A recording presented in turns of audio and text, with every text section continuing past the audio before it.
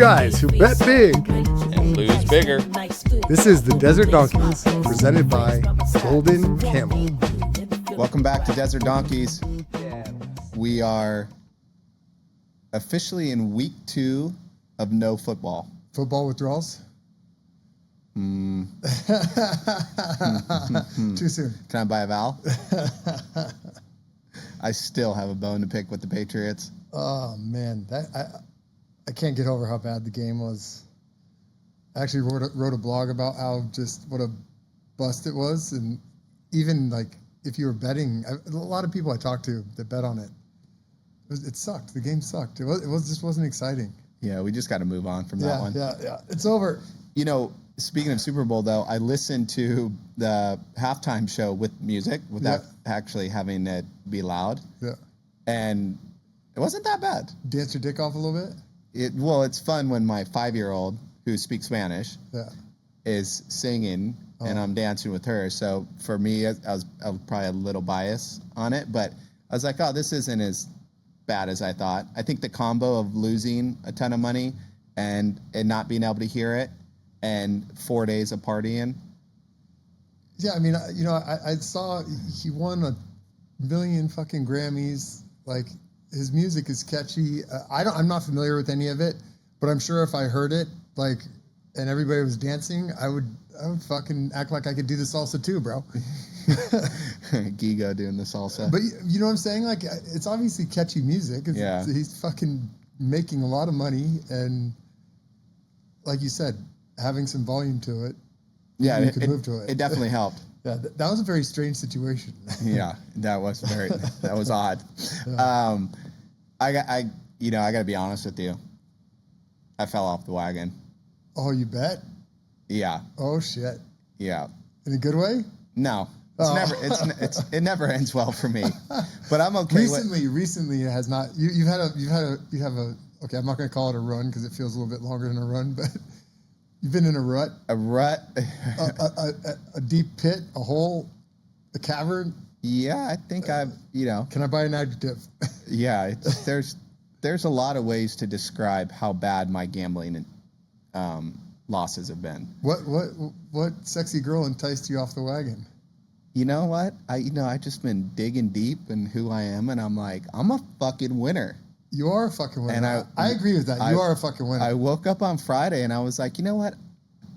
Our podcast is named Desert Donkeys because we're dipshits. But I'm like, we're really not dipshits. Like, I get it.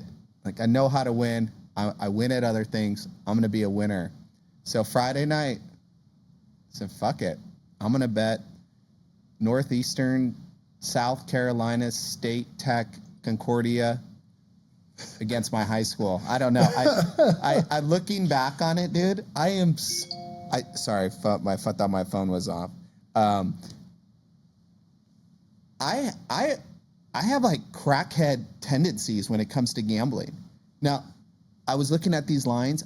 If you said, here's $5,000, tell me the 2 teams you bet on Friday night, no fucking clue. So you couldn't even tell me the teams? Couldn't tell you the teams. But I was looking at the lines, and I was looking at their win-loss, and I'm like, this doesn't make sense. Win the first half. Second half, blow a 20-point lead. Oh. I'm still... And then I bet like 9 games that night. Oh, shit. Yeah, and then I even went to bed, and I could have been a winner. And I was like, oh, no, I'll bet on... I don't even know. I know I bet this team one time, Hofstra. Okay. Like, I was betting games that you not only do you not know the players, you don't know where the fucking school is. It was so bad. So, I was like, okay. And then Saturday morning, dude, I was so productive. Work, wife, chores, kids, playing catch. I did it all on Saturday. And I was like, you know what? Now it's time to go bigger. I took Duke minus 13. And if that game hits, then I bet Iowa State. And I had it all mapped out. The Matrix. Duke is up 24 with 2 minutes left. What happens? No fucking way. It pushes. So then I lose a little bit of confidence and I miss, and the game took fucking forever, and I miss the game, or no, then I bet another team that I wasn't going to bet just because I was like, well, now I need to win to go to win, and I'm going to fucking max bet Iowa State, and just lost. Just bang, bang, bang, bang, bang. And I was like, you know what? Fuck it. So then I woke up Sunday. New man. A new man. New day. Went on a hike. Full dad mode. Before it, we're in this golf pool. And one of these times, one of the guys I pick is going to win. It has to. Mathematically, it has to happen. So I took the guy that I picked, did not win. Took the second guy that I picked, did not win. But I also took Morikawa. Oh, wow. Yes. And I think he was 14-1. Nice payout. What do? Go bet Middle Tennessee fucking women's basketball. I don't know. And lose. Went to bed a winner by dollars. And then Monday, I was like, all right, I'm going to bet. One game lost, and I was like, fuck it, I'm done. What a roller coaster. I mean, Morikawa, though. The Morikawa one was... That's a big fucking... Let's talk about golf, because that was amazing. Yeah. How about those guys? Bet Scottie Scheffler every single time he is not winning. Bro, it's just unbelievable. 2 weeks in a row now, he's come from... I don't even know if you can call it the middle of the pack. He's way, way back, and all of a sudden he's in the clubhouse with the lead. Dude, it's unbelievable. Eagle, he had 3. Did he have 3 eagles? Yeah, I think he was. I think he did that here too. He was 7 under on the 4 par 5s.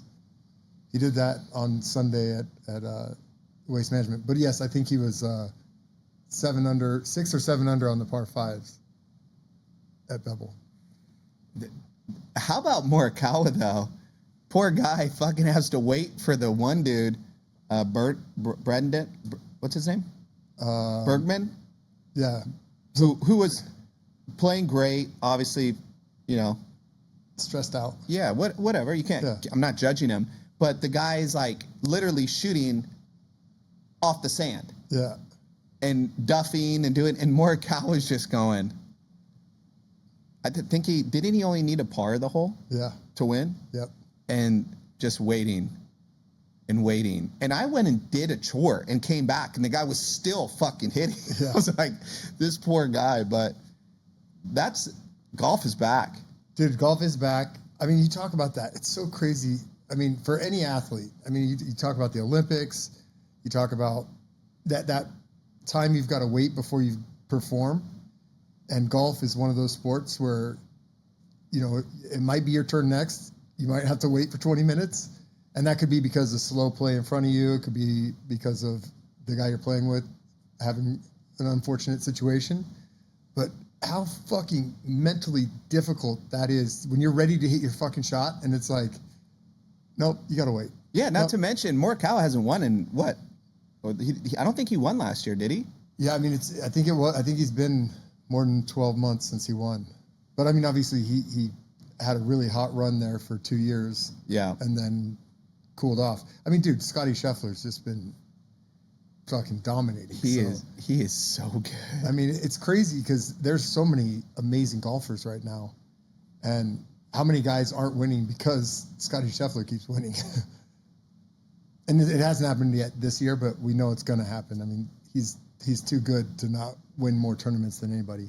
Yeah, you just know he's going to win. It's like when Jordan and Pippen were in their heyday. You just knew that they were going to win the NBA title. Yeah, or like Tiger, you just like how do you fucking bet against him? I mean, dude, he's almost every one of these tournaments, he's less than like 3-1 to win, which is just insane because like I said, right now, Tiger didn't play against this level of golfers. Like this level of golfers is so much better. And it's everything. They've been golfing longer because everybody fell in love with Tiger and he made the sport so cool for young people. But also the equipment's so much better.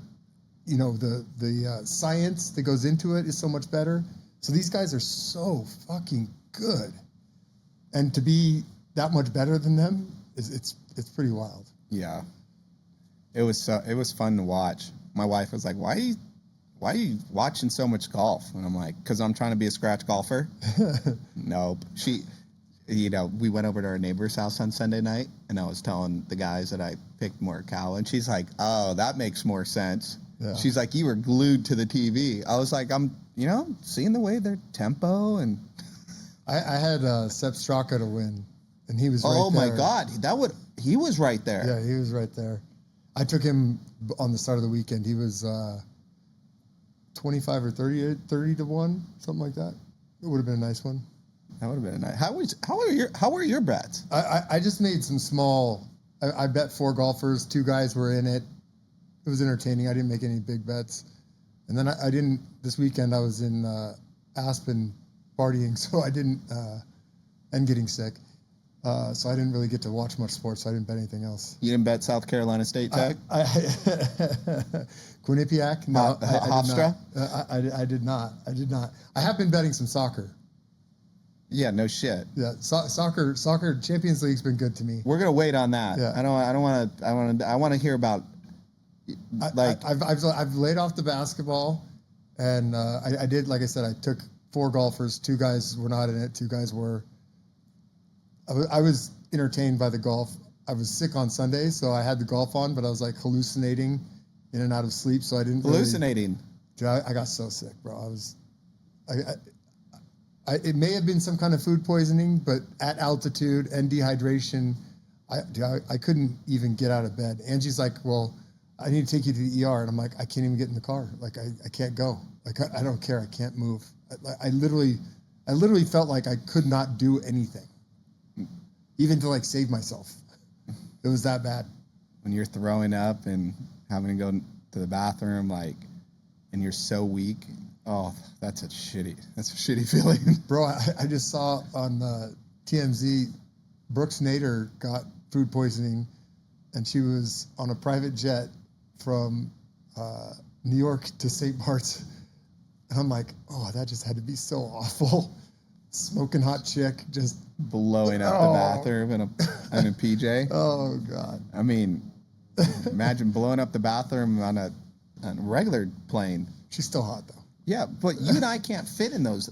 No, bro. I hit my head and try to, That's probably my worst nightmare, is to have a massive stomach issue I don't care if it's a private plane or a fucking, what are those A380s, the double decker fucking monstrosity. I don't give a shit what fucking plane it is. That is my worst nightmare, is to get a stomach issue on an airplane. Yeah, that's not a good look.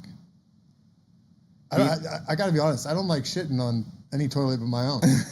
That's the truth. I mean, I can do it, but I don't like it. So it's just getting sick at 35,000 feet sounds like my worst nightmare. And I hate throwing up. I'll even when I know I need to throw up, I'll try not to throw up, because my body is it's such a massive muscle reflex to push everything out. It hurts so bad. It wants to take everything out of me. So I just hate throwing up. Were you shredded afterwards? Dude, I lost 6 pounds. Yeah, I'm I look pretty good. I'm looking in the different lighting with hitting the light on, hitting the light off. Oh, it's nice. In time for spring break. It's funny how that happens. Yeah. Yeah. Glass half full. Who do you like this week in golf? Dude, I feel like, they're playing Riviera. Yeah. We've played that course. I have not. You haven't ever played Riviera? No. Oh, fuck it. I know you have. I thought you played with, didn't you play with me and Bob or me and Brian Timmons? Nope. Fuck. No, I did not play. I remember that one. Well, I've played there quite a few times because of Kevin, too. That course is so sick. And actually, I played in a charity event there with Bob. This was crazy. We played the day after, actually, the Genesis, and it's a charity event. And they leave the course exactly how they had it on Sunday for the guys. those greens were so fast. And they have a ton of those, like turtleback greens that like kind of fall off every direction. So you chip up, you think you hit a great chip. Nope, rolls off. Chip up, nope, rolls off. Can't get the ball to stop. I don't spin the ball very well anyway. So I would hit the green. I'd be like, oh, I get up there, it's 30 yards off the back of the green. But it's such a sick course. So this week, I got to look who I took. I'm still scared to take any of the big guys because I want to keep them for the majors, and I don't know that that's the smartest thing. I did that last year, and it completely backfired for me. Yeah. Well, my problem was I took one guy on one of those, and he didn't even start. Oh, yeah, I remember that. Yeah, it was Stigala. And I'm like, how the hell did I get screwed like that? And then you also didn't put your plays in on multiple times. I've been the Masters. Yeah, that's true. I got auto picked on the Masters. Wow. I'm perfect this year in putting in my picks, for the record. 3 for 3. Well, you know what? I'm not gonna applaud you on that one because we're in a pool and you're supposed to do that. Yeah, I know. I'm not. I guess I'm not looking for it. Maybe I can hit the button that gets the audience to clap for me. Yeah. I took Matthew Fitzpatrick and Jake Knapp. Jake Knapp's been playing some really good golf. Kind of shit in the bed at the very end, but he was in it at Pebble. He was in it here in Phoenix. That guy used to be a bouncer, bro. Really? One of us. Oh yeah, we both were bouncers. Yeah, one of us. He's a stud, dude. I don't know how he's doing, but he may not have started yet. I have Cantlay and Schauffele. Cantlay plays well at Riviera. I really want to take Homa, but he's just not back yet. The Homa used to play well there. I don't know how Xander plays there, but it's a sick course. Crazy. You can get some crazy wind events though that can dry up the greens and really make ball flight difficult. And they put trees all over the place. There's tons of trees on the tree line. Wait, what do you mean they put trees Well, on? Like they're they actually, permanently there? Yeah, they are permanently there. But I'm just saying, there's actually one hole. I don't know. Remember if it's 14 or 15. It's kind of like a dog leg, I believe, to the right. And I think it was Victor Hovland. For a couple years, he took the right side and drew it around the whole fucking thing. So then first year they put up a scoreboard. Now they put in trees so he can't wrap it around that way from the tee box. You're so good at golf that they start making the course harder because of you. Yeah, I mean, it's like Bryson when they started moving all the tee boxes back or, because dude, he was just launching the ball 400 yards over the water. That's crazy. Yeah. By the way, I had another dream this week that I became a really good golfer and I was like fucking drawing shit like around trees and stuff like that. It felt so real. And then I woke up and I was like, fuck. It's like, damn it. I was just talking to Evan and one of our buddies, Ben Silverman, his son, I think he said he's 14 years old. He's a +1. I'm just like, ugh. Gosh. 14 years old, dude. How funny is that a 14-year-old can kick the shit out of you for golf? And how foreign is it? Like 14, I either had a football, a basketball, or a baseball in my hand. Yeah. Like golf, no chance. Yeah, hell no. No chance. No. It doesn't help when you live on a dirt road in the desert.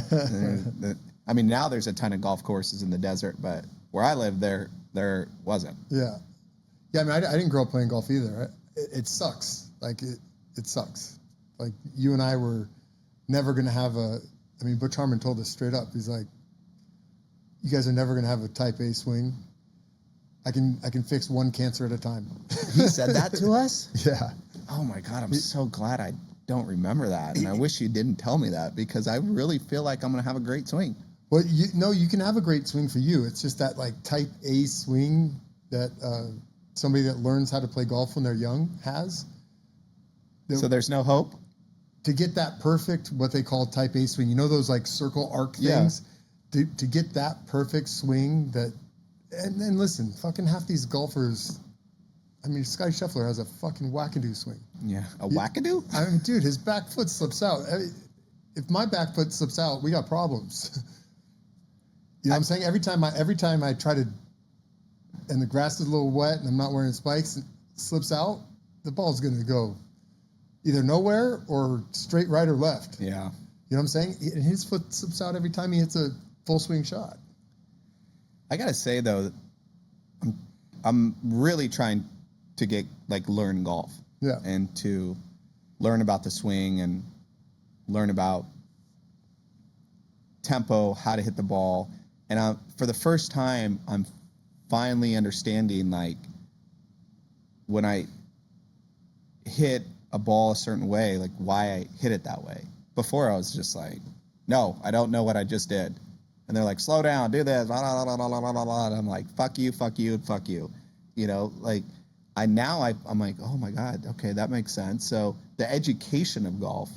Yeah, I mean, I think that's the biggest light bulb moment for anybody. I mean, like, I've been as low as a 7.5 index, and the aha moment is knowing this is what I did wrong on that swing. This is what I did right.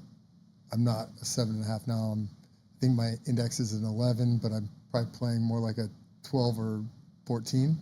But the aha thing is knowing what you did wrong. And I know usually what I did wrong at this point, but it's more, you know, you got to have the reps. And I think the biggest thing that you learn is the fewer times that you swing hard, the better you hit the ball. Yeah. You know, it's a smooth swing that compresses the ball and makes it go. Like, when you swing hard, things don't usually end up going well. And if you watch the pros, very rarely are they swinging out of their shoes. I mean, when they're in thick rough sometimes and they're trying to make some hero shot, they do. But usually they're just nice and smooth, just back and through. Well, they're using their body, not their arms. Right. And when we start swinging hard, we use our arms. Yeah, exactly. And it's really just that speed through that zone that you talk about. Yeah. That, whatever you talk about, that 3-foot zone at the bottom. 9 to 3. Yeah, that releasing the club head. Yeah, releasing the club head. And I don't want to call it a flick of the wrist, but it is. It's like the speed of letting the club head go is what gets the compression on the golf ball. But it's not a fast back, fast through to succeed. Golf, what a sport. Yeah, I miss playing it regularly, dude. Yeah, no shit. It's like mental health for me. When you were in Aspen, I assume you didn't watch any of the NBA festivities.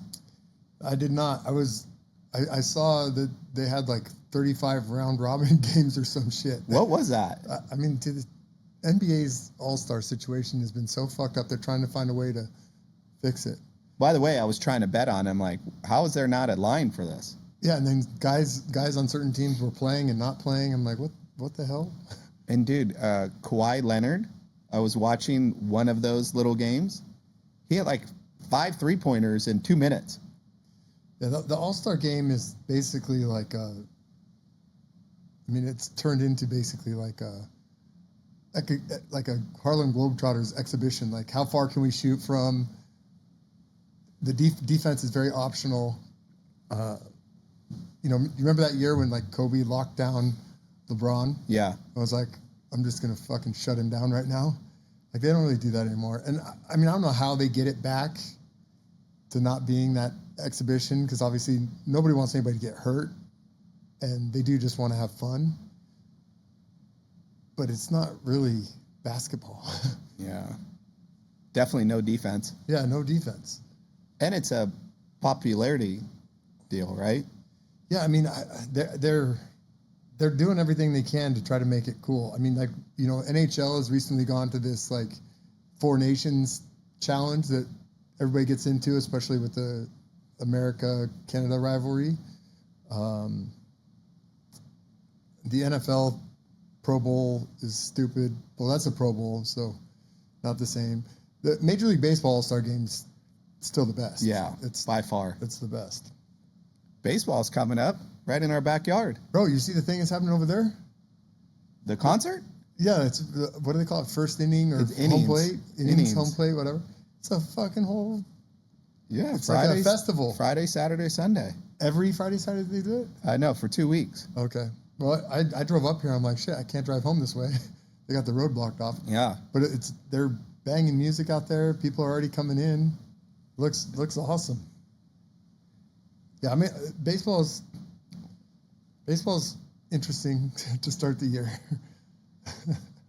It'll be fun to be out well, there. Opening day is fun. Like I love like going to opening days is that's a fun. The first couple series of a season it's fun. Then you get the dog days of baseball, and that's for me. I'm all right. Yeah. And then I love the playoffs. And the All-Star game. I love the All-Star game. When does March Madness start? March 13th? It's middle of the month. I'm not sure. I think the 13th is the conference championships, and the following week is the start. You know, it starts with those playing games on like Monday and Tuesday, I think, and then. By the way, now that I was betting 40 games over 3 days, I know a little bit about basketball. And this U of A team that heard all this fucking. They've kind of shit the bed. Dude, I watched that whole game against Texas Tech. I'm like, where's this team that is not going to lose? I'm like, this.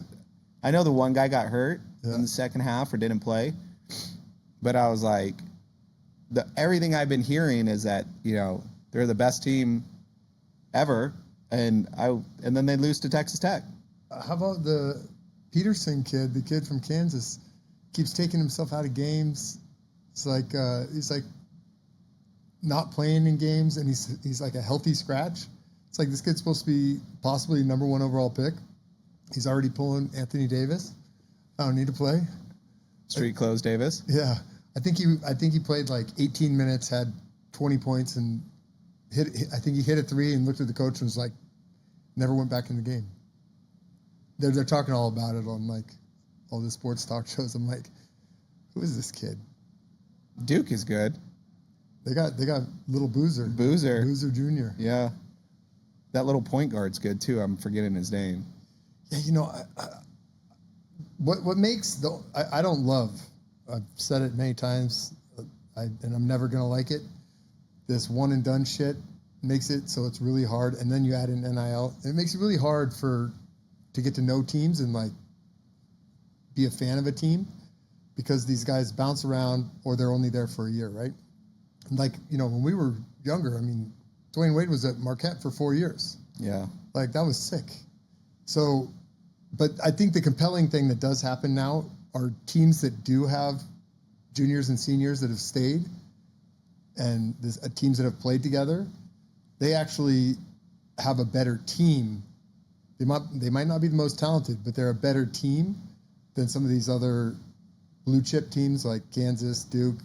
Kind of what they've become is like highlight reels, and if the superstar's not playing well or whatever might happen, and you know he's 19 years old or 18, it's a lot of pressure on him. Yeah. But then those teams, they can lose in the tournament, and you get a team that's got some juniors and seniors on it, and they are the teams that you can think might win the fucking thing. Yeah. Unexpectedly to some. Well, like, after last week, I'm like, any team could win. Yeah, I mean, it's going to be fun to watch the tournament. I mean, the tournament's always fun to watch, but I think it's going to be really fun. Yeah. Have you been watching any NBA? Well, this weekend was the last week's been the... Yeah, it was the last game was Wednesday or Thursday. Yeah, you invited me to the Suns game right before I left. Wish I could have gone. I really wanted to go. They lost by like 40. Yeah, they played OKC. I didn't even get to see Shai play. I don't even think he played. Really? Yeah, I'm serious. Then they lost by 40. Was Booker playing? Nope. Street clothes. Listen to this though. So, I mean, does anybody have a chance of beating OKC? I mean, it's so hard because the game changes so much in the playoffs. Mm-hmm. You know, they got to run for their money against Denver and against Indiana, really, until what's his name, Halliburton got hurt. When's he coming back? I don't know if it'll be this year. That's a good question. I mean, he tore his ACL or his Achilles. Achilles. His Achilles, that's right. Well, I think he had some. Did he have a bad Achilles or did he have a bad knee and then he tore his Achilles? Yeah, I'm not sure, but yeah, he was a little banged up. He was banged up and wasn't supposed to play and wanted to play. Yeah. But I was looking at the stats. OKC, the points they allow per game is almost 4 points less than the number 2 team. And guess who the number 2 team is? Who? The Suns. Defensively, they allow 111.8, and the OKC allows 108. Bro, how crazy are these over-unders? 240. And then we're going to get to the playoffs, and they're going to be like 206, Yep. 210. 210 will be a big one. 211 will be a big one. And the unders will hit. I mean, and some overs, but it'll be like, these guys scored 130 points all season, and now they're scoring 103. Yeah. I tell you what, though, going to a Suns game is it's kind of a vibe. You know, they now have that rah-rah room, which is a Is it Carbone? Carbone owners, and in the stadium, so you go eat, and then you just walk right to the tunnel to your seats or up an elevator, That's so wherever, sick. depending where you're sitting. But it makes it like an experience, like a fun experience. yeah, Remember when we would go to Lakers games Yeah. and how they started like making hospitality a big Well, deal? SBE had the Lexus party and pavilion or and whatever then it was. And the Amex did one, and you know, the Suns are doing a good job about that. Yeah, I mean, going to a game's fun. I love going to a game. It's in the regular season, it's much more entertaining than watching it on TV. Yeah. I get into that. My only thing is, like you said, guys not playing. Like imagine if you paid a premium for these tickets, your home star's not playing and the away star doesn't play. Like, what are we doing here, guys? Yeah, it's not a good look. Yeah. I don't know why they didn't play. I know Booker's been dealing with the knee or ankle, right? Something. But he's played a few times. He played the night before. Yeah. So they're just like keeping him on a account. They just need to fucking fix that, dude. Just cut the season down. Cut the season down, really? Well, I mean, if these guys can't play back-to-backs, let's, instead of making them play 3 or 4 games a week, let's drop it down to 2 or 3 games a week. Obviously, that means their salaries are going to take a hit, but do it proportionally to however many games you cut out. Because, I mean, the only reason they're getting paid so much is to play 82 games. But nobody plays 82 games. When we were kids, everybody played 82 games. Everybody. Even, they played hurt. Yeah. 82 games. Way different game. It's so different now. But I think for the fans, it makes a shitty product. Like, again, you get excited for a big game like the Suns and OKC, and you go to the game and you might have got I mean, it was an exciting game. I think they scored a shit ton of points. Like, what was it, 110 to 140 or something like that? The Suns game? Yeah. I don't know. We left that in the fourth quarter. Yeah, I mean, I think I looked because I remember you were thinking, or I thought you might bet on it, and I was like, take the Suns money line. Thank God I didn't do that. Yeah. But, because, yeah, I mean, but still, like I said, just cut the season down. If they can't play, if you're going to keep doing this, cut the season down. Then it makes the games more important. They got to do something. It just feels like people are losing or have lost steam on the NBA. Yeah, and then you look at some of these arenas where the teams are, I don't know, tanking. I know a lot of teams have injuries / talent deficiencies. But if your product sucks, nobody wants to fucking go. Yeah. Nobody wants to go watch your team get. I mean, some of these lines are 18, 19 points. You want to go to a game 19-point line? And they're covering. Yeah. Oh, yeah. But they'll win by 30. Yeah. And they're up 40 at halftime. Well, we spent enough time on the NBA. Yeah. Let's move on. I know you're really giddy to talk about this. Enlighten us on some Champions League. Well, dude, soccer's getting down to the nitty gritty here, bro. Not just Champions League, but Premier League. Or Premier League. Premier League, dude, people that aren't soccer fans, if you just watch a Saturday morning round robin of some soccer, 2 or 3 matches, games start early, 5, 6 a.m., but then I think they have a game at 8 a.m. and then they have another game at 10:30 usually. And actually, they've actually been having 1 p.m. games recently. But it's so fucking exciting, dude. Like, it really is exciting. I used to not like soccer. It might be my favorite thing to watch. Wow. It is just, and the Premier League, it's the last 15, 20 minutes of a match. It's end-to-end excitement, and any game can open up at any point.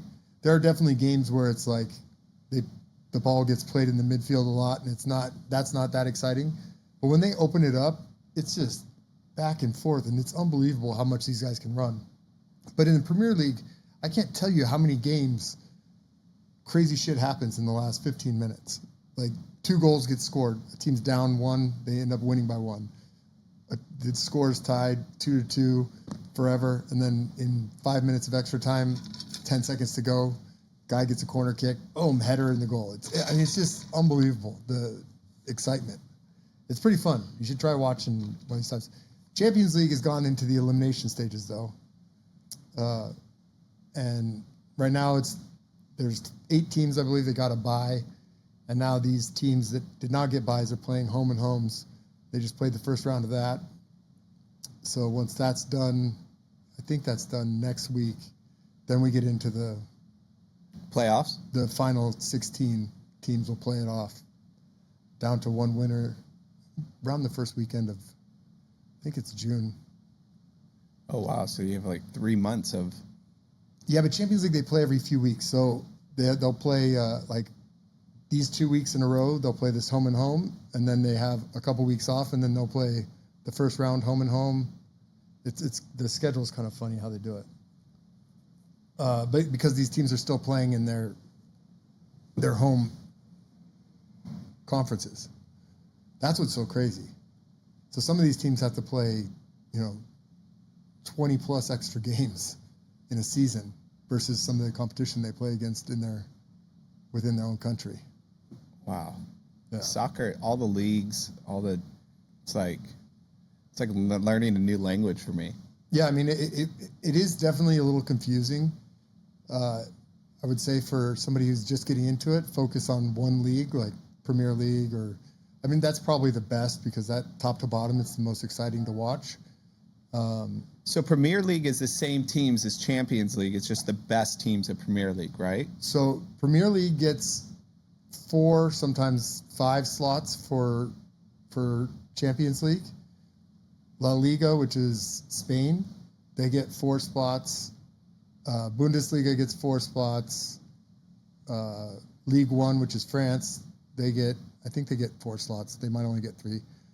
And then you can also win the Euro tournament to get in there. There's a whole bunch of different little caveats to sneak into Champions League. And then smaller leagues like Portugal, Norway, Russia, Ukraine, they have Israel. They can play into Champions League and then try to stick around. But this team just beat fucking AC Milan, or not AC Milan. They beat Inter Milan. This team from Norway, they beat them 3-1. This is like a nobody team. And now they got to go to Milan and not lose by 3 goals, and they'll advance. Oh, wow. Soccer. I mean, the culture of soccer is coming here. World Cup in the summer. I mean, I'm excited for that. World Cup's so exciting. I mean, it's fun because when you know these leagues, you recognize all the different names. Mm-hmm. And you're like, oh shit, all these guys play on this one team in Argentina or this one team in Germany or Belgium. It's pretty wild. Who are the top teams projected to win in World Cup? I mean, England looks really fucking good this year. They're always one of the top teams. Argentina is going to be good. Brazil. Brazil is they're kind of like hit or miss. They're not the same as they used to be. They used to be really good top to bottom. Now they have really good scoring, but they don't play very good defense, so they're not as much of a threat as they were, like, say, 8+ years ago. Germany's good.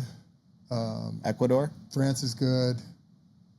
I'm not sure on Ecuador. But there's definitely some South American teams. Colombia is okay. Mexico's okay. United States is okay. United States has a ton of guys playing internationally now. It's in most of these games that they've been playing, exhibition games, they haven't even had their whole roster there. They're like the real roster that they'll have in the World Cup. That starts in what, June, July?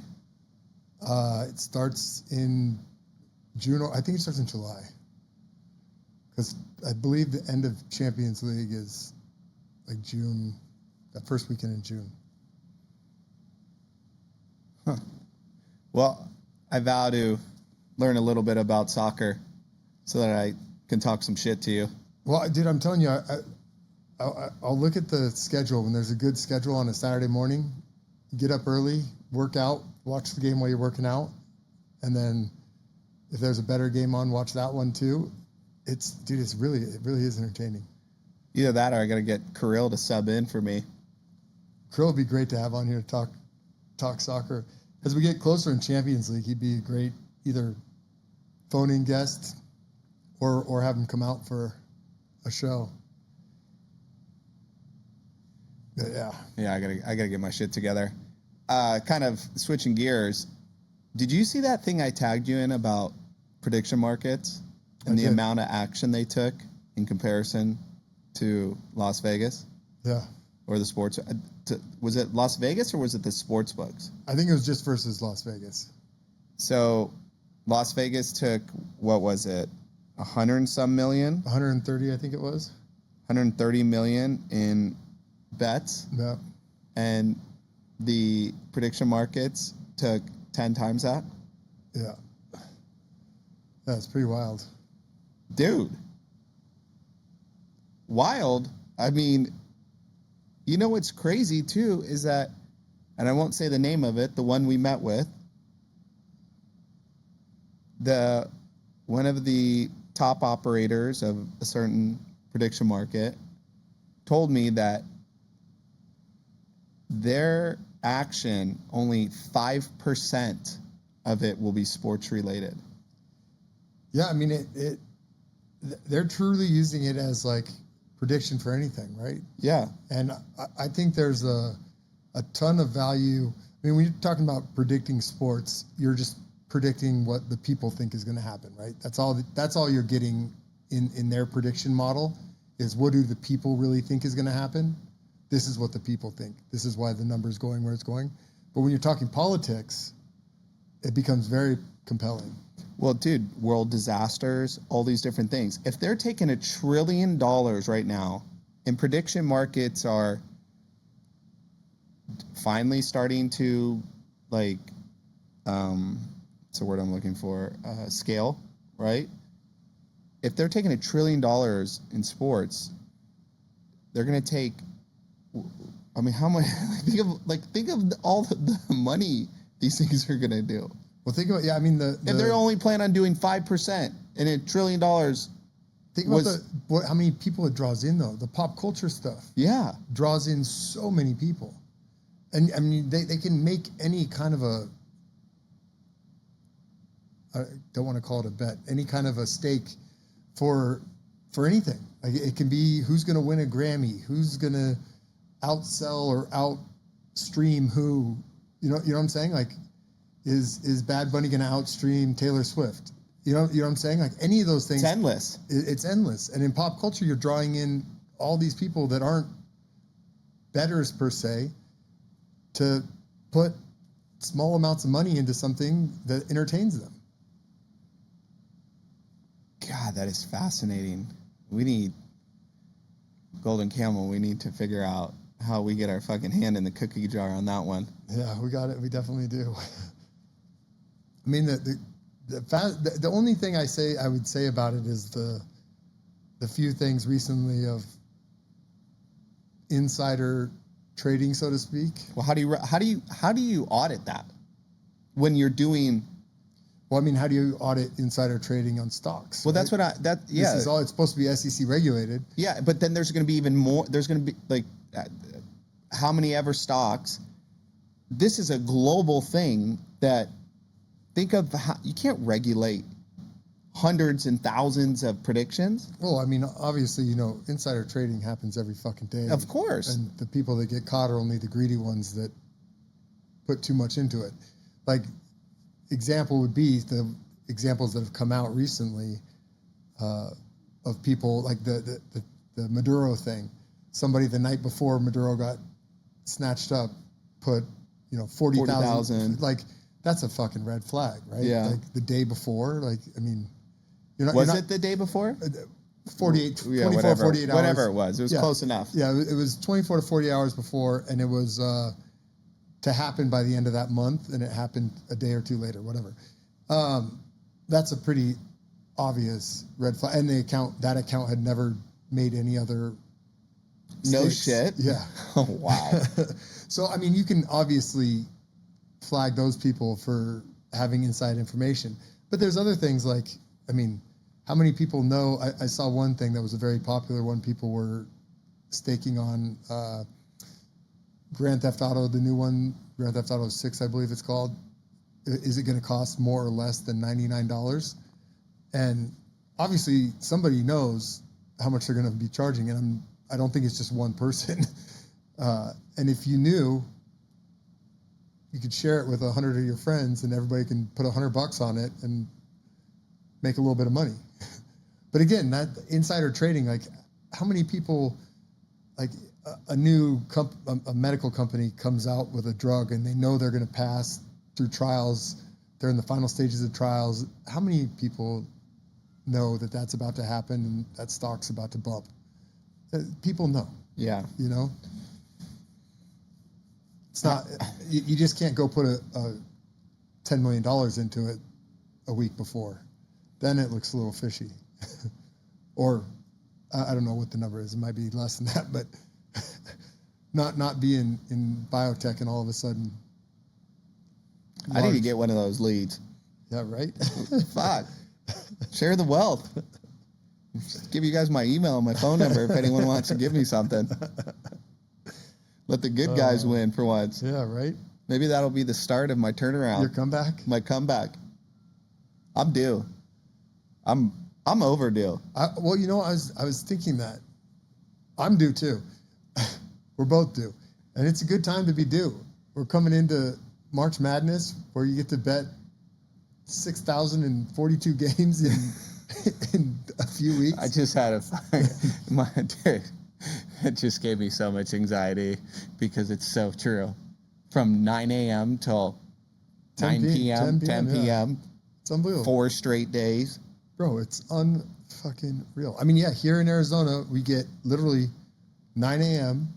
until 10 p.m. The last games are 7 p.m. Pacific. So about 10, 9:30, 10, whatever.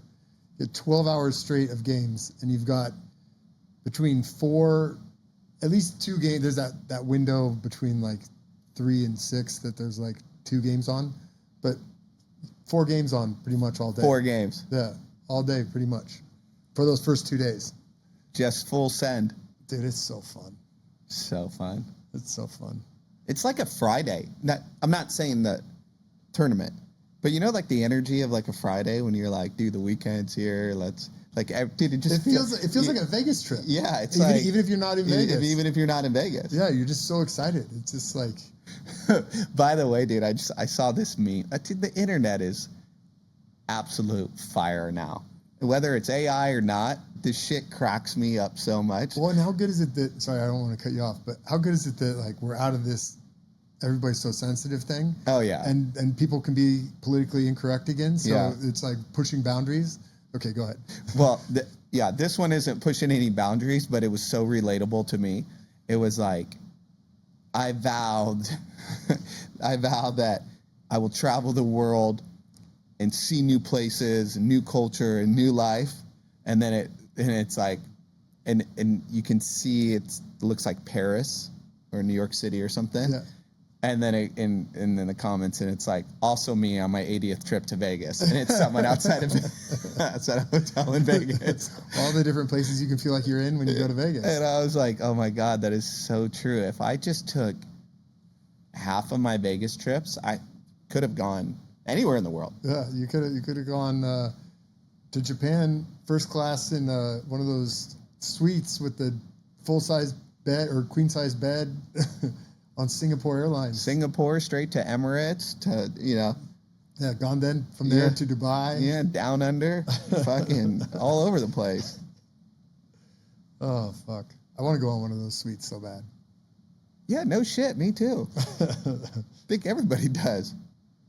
There's something too about when you fly business, like on those international flights, you just got a little bit more pep to your step.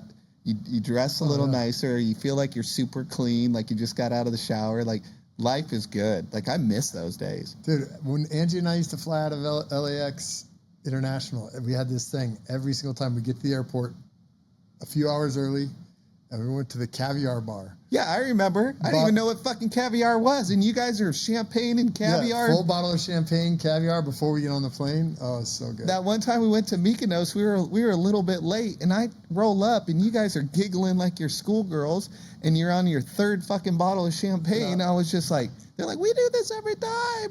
Oh, dude, it's the best. I missed that part of LAX. The international terminal there is fire. Yeah, it's very classy. Good shopping. Yeah, I mean, it's like being in like Europe. Paris's international terminals. It's unbelievable. To say maybe our 50th birthday, we'll do a world trip. A world trip, or like like a Japan or an Australia, first class suites. You don't have to sit with us guys, but if we invite you, you better fucking come. Yeah, and I just saw the future. You know how we do that? We don't gamble. Already paid for. It's already paid for. Already paid for. But guess what? I'm going to say I'm quitting, and you're just going to continue doing it. You're going to hit every over, and I'm going to say I'm going to be in the tank, and I'm going to say this and that, and then I'll go full degen. So we got to figure out an alternate route. Yeah. An alternate way to get there. We need to put a cookie jar somewhere and just start putting money into it. Yeah, the problem is we're going to be like, hey, dude, I actually need some of that money. Last week was a bad week. Should we go to Vegas and crack the piggy bank? Yeah. Like, $9. Who's been stealing?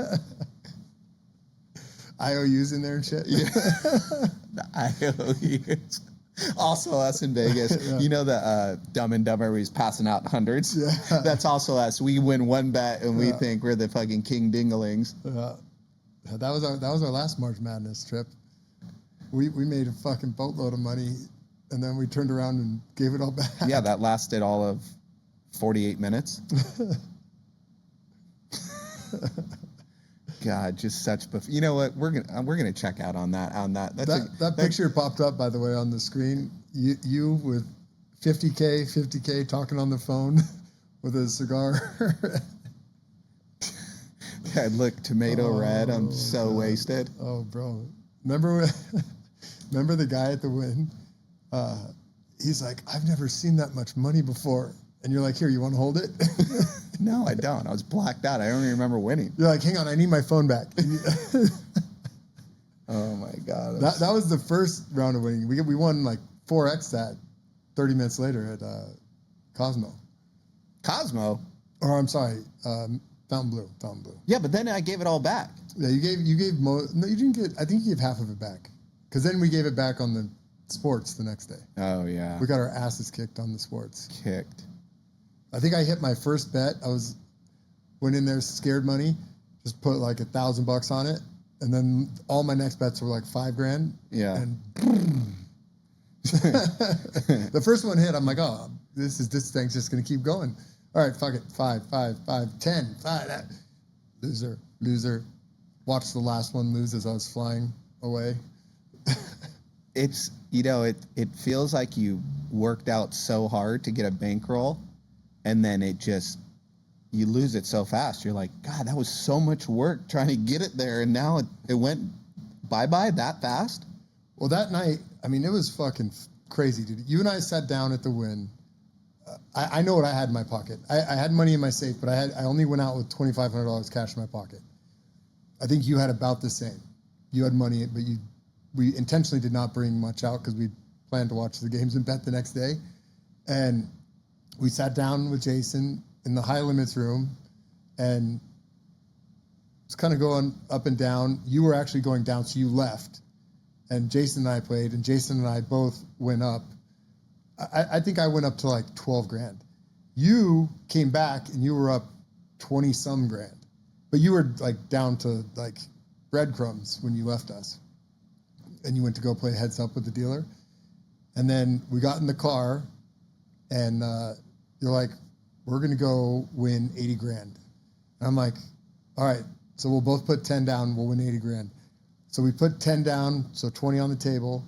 And we played two hands, one hand, two hand, one hand, two hand, one hand, da-da-da-da-da. One shoe. We went to $106,000. And I looked at it, and I was like, we said we were going to win 80. We won 86. Let's go. So we left, went to the cage, got the money, went to the bar, smoked cigars. Okay, so that's, okay, so it's all coming back to me. Where did we go wrong? We went to the cage, back to the bar instead of to the room. Yes. Yeah. So we went to the bar, and then had 10 new friends. Oh, like idiots, we just had the money sitting on the bar. Like, well, it was so much money we couldn't put in our pockets. Like, we just had stacks of cash sitting on the bar. We were drinking fucking Manhattan, smoking cigars. And I don't even know how to smoke a cigar, by the way. Me either. I look like such an idiot. I told Keegan, I'm like, I want to fucking smoke a cigar on the golf course, but I feel like I look like a fucking retard. I look like a dummy. Sorry. Yeah, we'll cut that out. I look like a dummy. So anyway, we're doing that, and some guy's like, I've never seen that much money. This is the second guy that night that said he's never seen that much money. And you're like, oh, you want to see something? And so we go back into the high limit room. There's no one in the high limit room either time we went in there, by the way. And I'm like, all right, let's just put 10 down. I put 10 down. I think my 10 was gone halfway through the shoe. And I'm like, I'm out. I did go back to my room. You stayed with a crowd of 10 people who had never been in a fucking high limit room before in their lives. Who are, if they were standing right here, I would not even be able to fucking pick them out of the lineup. No, they were rooting for you, and you were trying to put on a show, but the show did not come back. But you did go to your room with some money. You know what that means? You're due. We're due. We're due. But that was a fun night. Let's end on that. We're fucking due. I don't want to hear anything else about me losing. We're due.